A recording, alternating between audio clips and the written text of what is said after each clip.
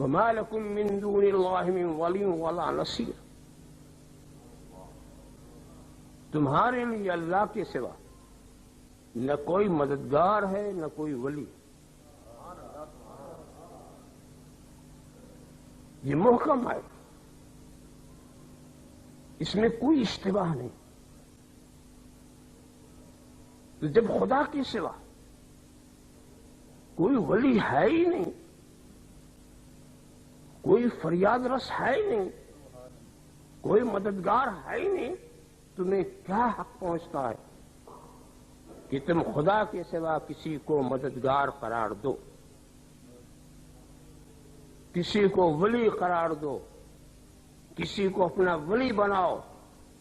اس لیے کہ فریاد رس صرف خدا ہے، ولی صرف خدا ہے، مددگار صرف خدا ہے، ناصر صرف خدا ہے، نصیر صرف خدا ہے، مشکل کشا صرف خدا ہے، حاجت روا صرف خدا ہے، دافع البلا صرف خدا ہے، شافع الامراض صرف خدا ہے۔ جب صرف خدا ہے تو غوث اعظم بھی وہی ہے، سب سے بڑا فریاد رس بھی وہی ہے، اور جب سب سے بڑا فریاد رس وہی ہے تو خدا کے سوا کسی کو غوث کرنے کا تمہیں حق کیا؟ خدا کے سوا کسی کو مددگار بنانے کا حق کہاں سے مل گیا؟ خدا کے سوا کسی کو حاجت روا کہنا، خدا کے سوا کسی کو مشکل کشا کہنا، خدا کے سوا کسی کو دافع البلا کہنا، خدا کے سوا کسی کو شافع الامراض کہنا، خدا کے سوا کسی کو بندہ نواز کہنا، خدا کے سوا کسی کو غریب نواز کہنا، تمہیں حق کیا ہے؟ جب صاف آیت کہہ رہی ہے ما لکم من دون اللہ من ولی ولا نصیر، کوئی نہیں ہے اللہ کے سوا تمہارا کوئی مددگار، تمہارا کوئی ولی، کوئی دوست، کوئی نصیر، کوئی ناصر، کوئی حاجت روا نہیں۔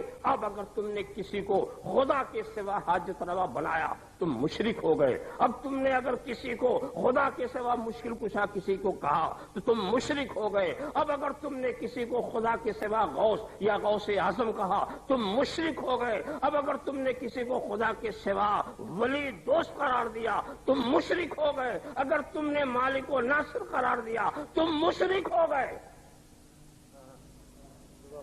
سنا آپ نے؟ ابھی جو کچھ میں بک رہا تھا یہ اس آیت کی جاہلانہ تفسیر ہے۔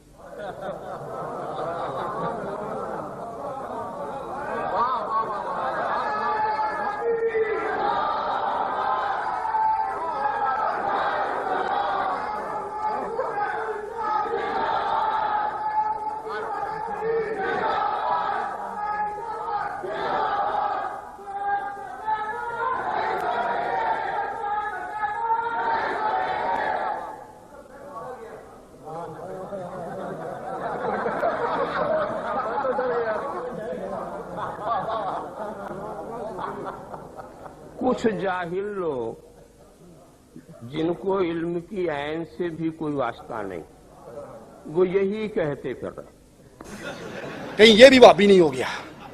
قرآن کی آیت پڑھ کے اس کا ترجمہ کر کے اور لفظ ہے اس ملا کے کہ یہ محکم آیت ہے، کہا یہ وہ بکواس کر رہا تھا میں، یہ غلط تفسیر تھی قرآن پاک کی اس آیت کی۔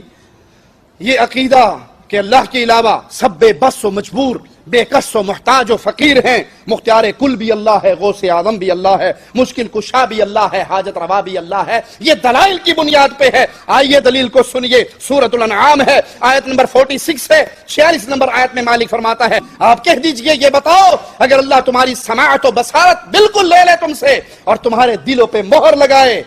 آیت کو پھر سنیے، قل ارأيتم ان اخذ الله سمعكم وابصاركم وختم على قلوبكم، ان سے کہو اگر اللہ تمہاری بصارت کو، تمہاری سماعت کو چھین لے اور تمہارے دل پہ مہر لگا دے، من الہ غیر اللہ یأتیکم بہ، اللہ کے علاوہ کوئی ہے الہ جو تمہاری یہ واپس کر دے؟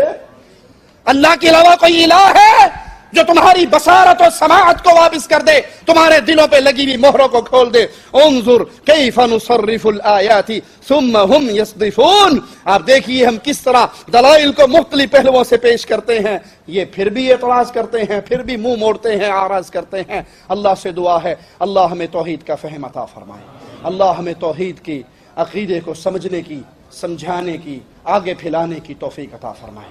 لوگوں یہ ذمہ داری ہے آپ کی، یہ ذمہ داری ہے ہر مسلمان کی، یہ ذمہ داری ہے ہر کلمہ گو کی، یہ ذمہ داری ہے ہر اس انسان کی جس کے دل میں لا الہ الا اللہ کی حقیقت جڑ پکڑ چکی ہے، جو عقیدہ توحید کو سمجھ چکا ہے۔ اس توحید کو پھیلانے کے لیے جہاں محمد کا پسینہ گرا تم وہاں پہ اپنا خون بہاؤ صلی اللہ علیہ وسلم۔ اگر نبی کا پڑوس جنت میں چاہیے، اگر نبی کی شفاعت اور سفارش کے تمنا رکھتے ہو، تو جس توحید کو پھیلانے کے لیے پیارے حبیب کبھی طائف کی وادیوں میں، پیارے حبیب کبھی میدان بدر میں، پیارے حبیب کبھی احد کے میدان میں، کبھی خندق کے میدان میں، اس توحید کے عقیدے کو لے کر اپنی طاقت کے مطابق گلی گلی کوچا کوچا چلو، اس توحید کے عقیدے کو پھیلاؤ، لا الہ الا اللہ کی آوازیں کو عام کرو، تو اللہ سے امید ہے، اللہ سے امید ہے ادھر ہماری روح نکلے گی، ساری زندگی توحید کا پیغام پہنچانے والوں کو آخری لمحات میں ضرور لا الہ الا اللہ نصیب ہوگا۔ اور پیارے حبیب نے فرمایا جس نے آخری الفاظ لا الہ الا اللہ کے قرار کر لیا، اس کی روح نکلے گی، ادھر جنت کے دروازے کھول دیے جائیں گے۔ اللہ ہمارے گناہوں کو معاف فرما دے، اللہ ہماری خطاؤں کو معاف فرما دے، اللہ ہماری سیاہکاریوں کو معاف فرما دے۔